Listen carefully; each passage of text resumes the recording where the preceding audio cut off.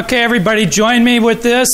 Nothing we say, come on, it's the long night, shall be deemed the policies of the American Bar Association or any of its constituent entities. Thank you for that.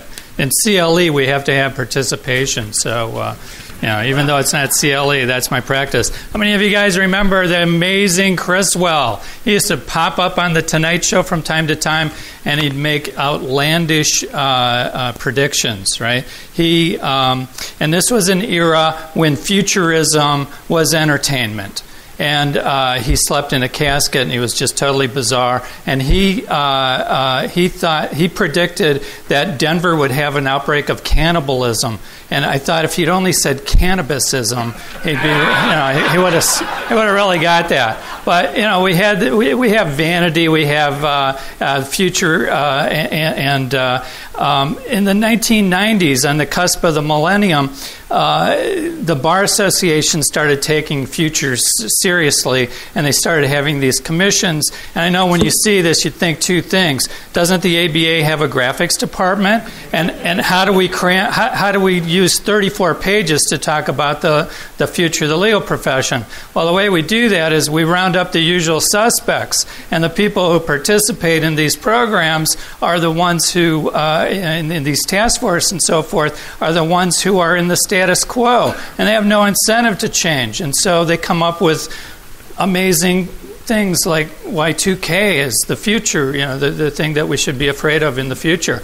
And they looked at technology. If we look back at these old reports, it wasn't just the ABAs, lots of bar associations, they looked at technology as a burden. They looked at it as something that would be a problem for us, a nuisance for us. And then along he came. And can you see the halo? I mean, and he told us that technology was transformative and it was disruptive and it was amazing. And he was the embodiment of the usual suspects with the mind of an insurgent. And so he's the perfect person. He wrote books that were like Bourne movies, right? The lawyer identity, the lawyer supremacy, the lawyer legacy, right? Those were the kinds of things that we all looked forward to. And he made these great predictions. So he predicted that there would be ubiquitous email. So we'd go from a system where the partner would dictate to the secretary, who would then go type the letter, to one where the partner would dictate to a high school kid who would just shoot it off on the computer because the partners still haven't learned how to type. So, and then he came up with, the end of lawyers. Question mark. God, if I hear that again, I'm just going to gag. Question mark. It's there. We don't have to say it. But you know what? It's it's sandwiched in the end of series, right? The end of death. I would prefer the end of the world have a question mark.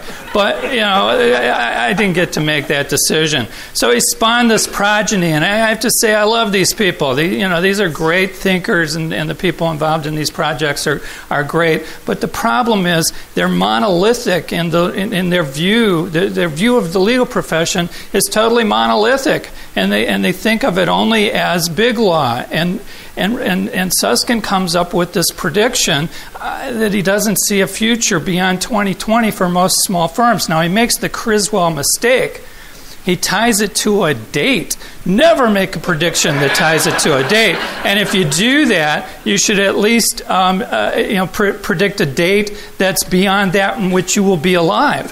So here's a pop quiz. Let's talk about big law and let's talk about people law. So what percentage of U.S. practitioners are in firms of 5 or fewer? I'll wait till give you a minute to digest it. Put your pencils down. Okay, the answer is actually all of the above. It's 2/3, and it's everything less than 2/3. 2/3 people practice small law, and a lot of those are people lawyers, like Frederick in South Dakota. Big law retires people at 65. He practiced for 65 years. And he's looking for two things: somebody to take over his practice and somebody to paint that windowsill. Big law gives you coffee while you're waiting, and if you're really nice, they'll give you a localized mug on the holidays. People law sells you coffee and consultation for $35. It's a lot different. Big law enters beauty contests. People law, the lawyers watch beauty contests. right? They don't really watch it. They're too busy watching Duck Dynasty. But big law lives in fear that they'll lose a client. People law, sometimes they kind of hope they're going to lose a client, right? So let's look at the future. The most prophetic, futuristic thing in my lifetime was the Jetsons, right? They got the big screen TV with the internet. They got the tanning beds. They got Skype. They got the robotic vacuum, and it created a technological nirvana. But George Jetson still had problems. George Jetson was harassed at work. He was bullied. He was wrongfully discharged. His condo association probably had problems. His wife would sometimes spend a little too much. So what we need to do is we need to think of lawyering as a core function of compliance on one side and problem solving is supposed to be all the way over on the other side. So everything that we do is compliance or problem solving is somewhere on that spectrum. Think pollution. So big law, it's all EPA, not all, but it's EPA compliance. Problem solving, it's my water. I can't drink my water, right?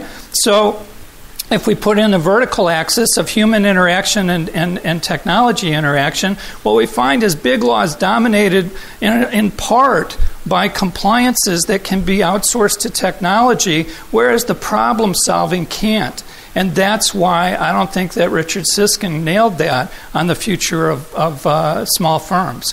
Thank you, everybody. Have a great night.